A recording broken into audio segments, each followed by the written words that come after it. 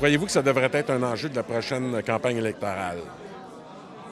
Bien, en fait, oui, absolument. Puis j'espère que la prochaine campagne électorale sera la dernière qui se déroulera dans ces conditions-là. On parle de la réforme du mode de scrutin. Certains ont évoqué, et c'est de plus en plus fréquent maintenant, l'arrivée au pouvoir du Parti québécois, ce qui était encore l'année dernière une chose absolument insensée.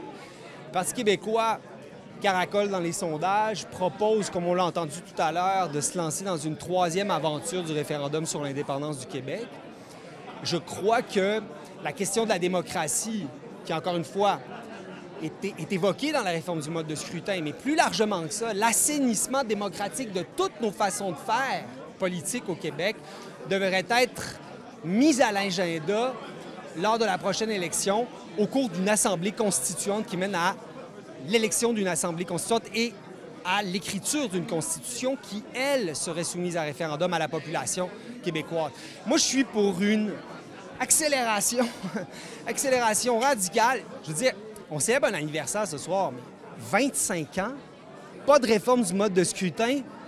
Moi, sérieusement, je suis pas en train de souffler dans mon gazou, là. Tu sais, je trouve que, sérieusement, c'est atroce comme bilan, pas de blague.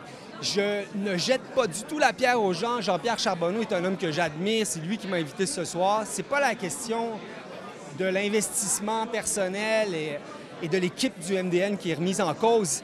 Je crois que les parlementaires, encore une fois, sont sourds.